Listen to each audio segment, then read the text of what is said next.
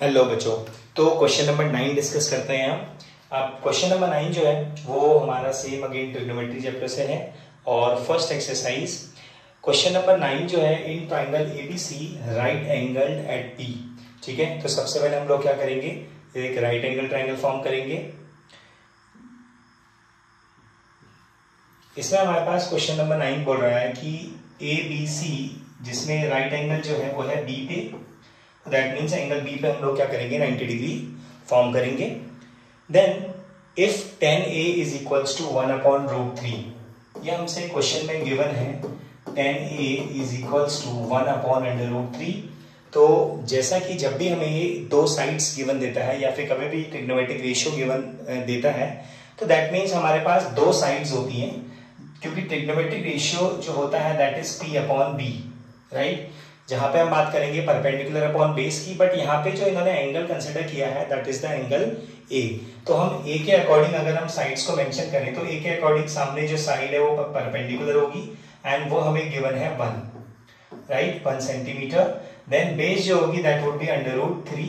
तो ये हमारे पास एक राइट एंगल ट्रायंगल की दो साइड्स मिल गई हमें। अब यहाँ पे हम लोग दोबारा से इसमें पाइथागोरस थ्योरम लगाएंगे in triangle ABC and that is जो हमारा राइट एंगल कहाँ पे है, ये हमारा एंगल B जो है वो इसमें 90 डिग्री है, राइट। अब यहाँ पे जब हम इसका पाइथागोरस थ्योरम यूज करेंगे तो that would be AC² equals to AB² plus BC² and यहाँ से वैल्यू आ जाएगी √3² plus 1² √3² 1 and that would be 1। That means AC जो होगा ये हमारे पास निकल कर आएगा। जब स्क्वायर हम हटाएंगे तो दूसरी तरफ √4 एंड AC की वैल्यू आ जाएगी 2 सेंटीमीटर, राइट। तो हमारे पास जो हमारा हाइपोटेनियस है वो आ चुका है दैट इज 2 सेंटीमीटर। उसके बाद अगर हम बात करें जो हमसे क्वेश्चन में पूछा गया है that is sin A cos C and plus cos A sin C। तो अगर हम यहां से फर्स्ट पार्ट की बात करें sin A cos C plus cos A and sin C, तो इसकी अगर हमें वैल्यू अगर हमें पुट करनी है तो हम लोगों को क्या करना पड़ेगा, हमें एंगल, देखिए यहाँ पे एंगल A लिखा है, यहाँ पे एंगल C लिखा है, दैट मीन्स इन एंगल्स के रिस्पेक्ट में हमें इनकी साइड्स को मेंशन करना पड़ेगा। ठीक है, हम ऐसा करते हैं, इस ट्राइंगल को मैं थोड़ा सा नीचे ले आता हूँ।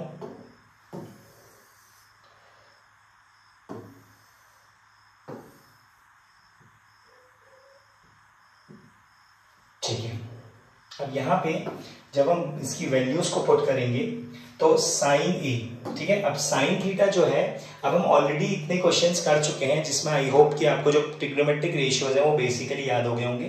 तो sin A that means sin A के अकॉर्डिंग हम बात करें परपेंडिकुलर की दैट इज 1, हाइपोटेनस की बात करेंगे दैट विल बी 2। तो परपेंडिकुलर अपॉन हाइपोटेनस बन जाएगा 1/2 मल्टीप्लाई cos C। C के अकॉर्डिंग परपेंडिकुलर √3 होगा, बेस हो जाएगा 1 एंड हाइपोटेनस इज 2, तो ये भी बनेगा 1/2 प्लस, अब cos A की बात कर रहे हैं तो cos A के लिए परपेंडिकुलर बेस तो √3/2 that is √3/2 multiply sin C के लिए देखेंगे परपेंडिकुलर अपॉन हाइपोटेनस, अगेन ये भी आ जाएगा √3/2। ठीक है, अब जब हम इसे सॉल्व करेंगे 1/2 multiply 1/2 that is 1/4, 1 into 1 2 2s are 4 plus √3 into √3 will be 3 and 2 2s are 4। जब इसको डायरेक्टली हम सॉल्व करेंगे आ जाएगा 4/4 एंड कैंसिल करके 1 and that is the answer of the first part, right. तो ये हमारा फर्स्ट पार्ट इसमें इजीली सॉल्व हो चुका है। इसमें देखिए ट्रिग्नोमेट्रिक रेशियोज याद करना बहुत इंपॉर्टेंट है, और अगर ट्रिग्नोमेट्रिक रेशियोज याद हो जाएंगे तो इसमें हमारे हाफ ऑफ द क्वेश्चन सारे के सारे कंप्लीटली इसमें ट्रिग्नोमेट्रिक रेशियोज पे बेस्ड हैं। ट्रिग्नोमेट्रिक रेशियोज की हेल्प से हम लोग पाइथागोरस थ्योरम यूज करके ट्राइंगल की थर्ड साइड को निकालेंगे और उसके बाद डायरेक्टली हम ट्रिग्नोमेट्रिक रेशियोज की हेल्प से कुछ भी चीज निकाल सकते हैं। ठीक है, एक इसका सेकेंड पार्ट हमें और गिवन है। सेकेंड पार्ट में हमसे पूछ रहा है cos A cos C minus sin A sin C, that is exactly similar to this part. ये फर्स्ट पार्ट की तरह है, सारी वैल्यूज हम ऑलरेडी निकाल चुके हैं, तीनों की तीनों साइड्स हमारे पास राइट एंगल ट्रायंगल की आ चुकी है। तो डायरेक्टली आप क्या करेंगे, इसको खुद ट्राई करेंगे बिकॉज सीधे हमें डायरेक्टली वैल्यूज पुट करनी है, ठीक है। इससे पहले के जितने भी क्वेश्चन हैं वो हम ऑलरेडी अपनी यूट्यूब उसमें डाल चुके हैं, तो मेक श्योर कि अगर आपने वो नहीं देखा है तो आप उसको अच्छे से देख लें, एंड मेक श्योर कि इसकी जो बेसिक इंट्रोडक्शन वाली वीडियो है सबसे पहले आप उस वीडियो को देखना, तभी आपको ये क्वेश्चन जो है वो ईजी लगेंगे, ठीक है। अब हम इसके बाद बात कर रहे हैं क्वेश्चन नंबर 11 की, ठीक है। क्वेश्चन नंबर 10 हम ऑलरेडी कर चुके हैं, उसकी वीडियो ऑलरेडी पहले से बच्चों ने मांग ली थी, तो हम ऑलरेडी अपलोड कर चुका हूँ। तो क्वेश्चन नंबर, अब हम बात करते हैं क्वेश्चन नंबर 11 की। क्वेश्चन नंबर 11 की अगर हम बात करें तो ये हमारा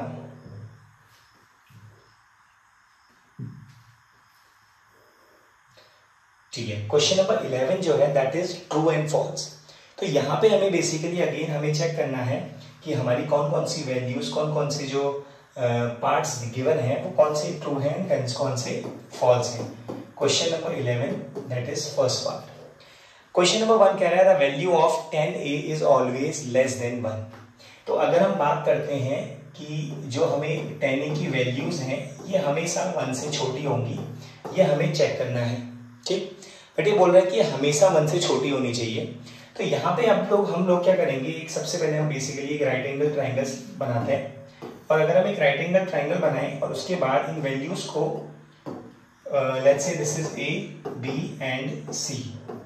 अब यहाँ पे हम लोग एक पाइथागोरस ट्रिपलेट का एज्यूम करते हैं, दैट इज 5, 12 एंड 13। ये पाइथागोरस ट्रिपलेट होता है, ये अपनी छोटी क्लासेस में भी हमने पढ़ा हुआ है।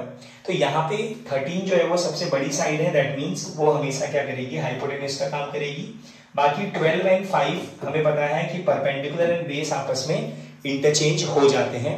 तो उसके लिए व्हाट वी विल डू, हम एक बार कंडीशन इसको परपेंडिकुलर को 12 लेके चल लेंगे, एक बार हम 5 को परपेंडिकुलर की जगह पे रख के दोनों केसेस को चेक कर लेंगे।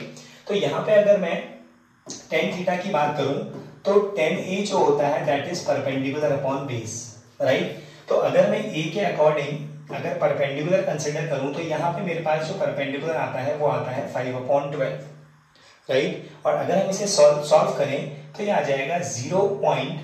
यहाँ पे आता है 0.12 से 48 एंड 4 पॉइंट समथिंग, ठीक है। तो दैट मीन्स कि अगर हम परपेंडिकुलर हमारा 5 होता है और बेस हमारा 12 होता है, तो यहाँ पे जो वैल्यूज हैं वो 1 से छोटी आ रही है।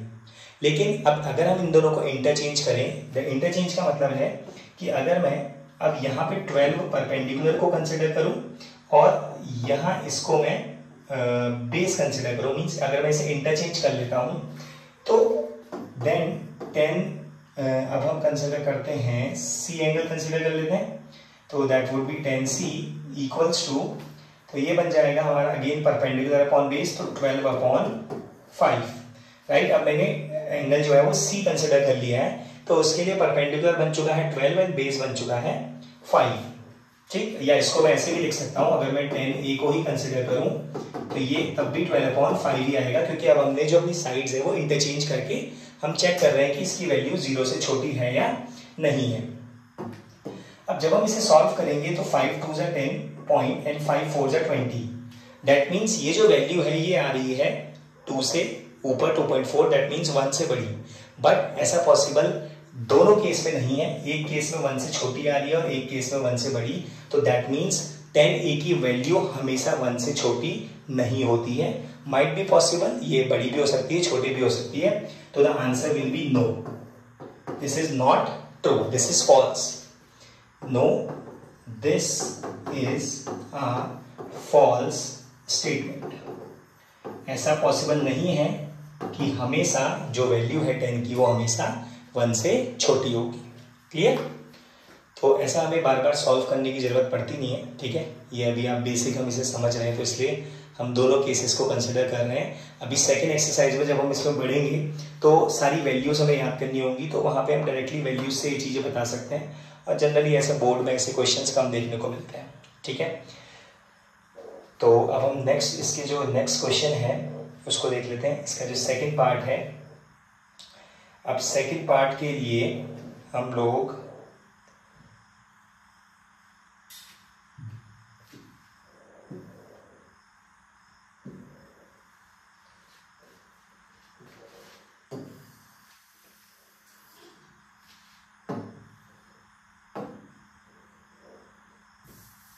चलिए अब सेकंड पार्ट देख लेते हैं हम इसका। सेकंड पार्ट में जो हमसे कह रहा है sec a is equals to 12/5। sec a की value, second part is sec a equals to 12/5 for some value of angle a। तो अगेन फिर हम क्या करेंगे, दोबारा से एक राइट एंगल ट्रायंगल लेंगे। तो अगर हम एक राइट एंगल ट्रायंगल लें एंड यहाँ पे हमसे बात की गई है एंगल ए की, तो एंगल ए को मैं यहाँ कंसिडर कर लेता हूँ, इसे पी एंड इसको क्यू। ओके, एंड ये हमेशा जरूरी नहीं है कि हम ट्रायंगल पी क्यू आर या ए बी सी लें, ए पी क्यू हमने कंसिडर कर लिया। एंड सेक ए के अकॉर्डिंग जो सेक का ट्रिग्नोमेट्रिक रेशियो होता है दैट इज ये होता है h/b, राइट, क्योंकि ये सेक जो है ये कॉस का रेसिप्रोकल होता है। कॉस का reciprocal is b/h, sorry cos का ट्रिग्नोमेट्रिक रेशियो इज b/h, तो सेक का जो रेशियो हो जाएगा दैट विल बी h/b। तो यहाँ से अगर a के अकॉर्डिंग में परपेंडिकुलर की बात करूं तो ये होगा एंड हाइपोटेन्यूज बन जाएगा आपका 12 एंड बेस विल बी 5। ठीक है, अगर हम इसको वैल्यू सॉल्व करें तो यहाँ से अगर मैं लिखूं ए क्यू स्क्वायर, पाइथागोरस थ्योरम हम इसमें यूज कर रहे हैं, ए पी का square and plus A Q का, सॉरी क्यू पी का square by P G T. A Q का हम इसमें लिखेंगे 12 का स्क्वायर, ए पी बन जाएगा 5 का स्क्वायर एंड ये हो जाएगा Q P square. This will be 144, 5 square left में आएगा माइनस का 25 एंड क्यू पी स्क्वायर। 144 में से 25 माइनस करेंगे, ये आ जाएगा 119 एंड क्यू पी स्क्वायर। 14 में से 5 9 एंड 3 में से 2 1। ठीक है, तो यहाँ पे क्यू पी की वैल्यू आ जाएगी √119 सेंटीमीटर। तो विच इज पॉसिबल, ये पॉसिबल हो सकता है। ठीक है, यहाँ पे अगर हम इसका एग्जाम्पल देखें, देखिए 119 जो है वो 11 का जो स्क्वायर रूट होता है दैट इज 121। 10 का जो स्क्वायर होता है, देखिए 10 का स्क्वायर इज 100, 11 का स्क्वायर इज 121। दैट मीन्स ये जो वैल्यू है ये इन दोनों के बीच में लाई कर रही है, that means something between 10 point something, right. और ये हाइपोटेन्यूज 12 है, तो ये 10 पॉइंट समथिंग इजीली हो सकता है क्योंकि हाइपोटेन्यूज सबसे बड़ी साइड होती है। तो यस दिस इज ट्रू, ये हमारा ये कंडीशन जो है ये बिल्कुल ट्रू है, राइट। तो ऐसे हमें सारे वैल्यूज को चेक करना पड़ता है, कई बार हमसे ओरल हो जाता है और कई बार हमें डायरेक्टली इसे सॉल्व करके दिखाना पड़ता है। चलिए थर्ड पार्ट की तरफ बढ़ते हैं।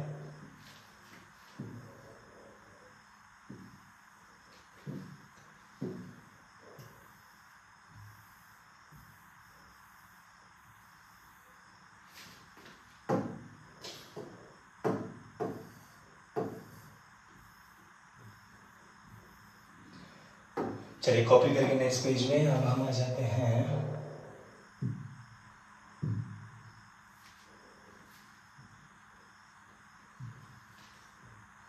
ठीक है, अब हम बात करते हैं थर्ड पार्ट की। थर्ड पार्ट बोल रहा है cos A is the abbreviation used for cosecant of angle A।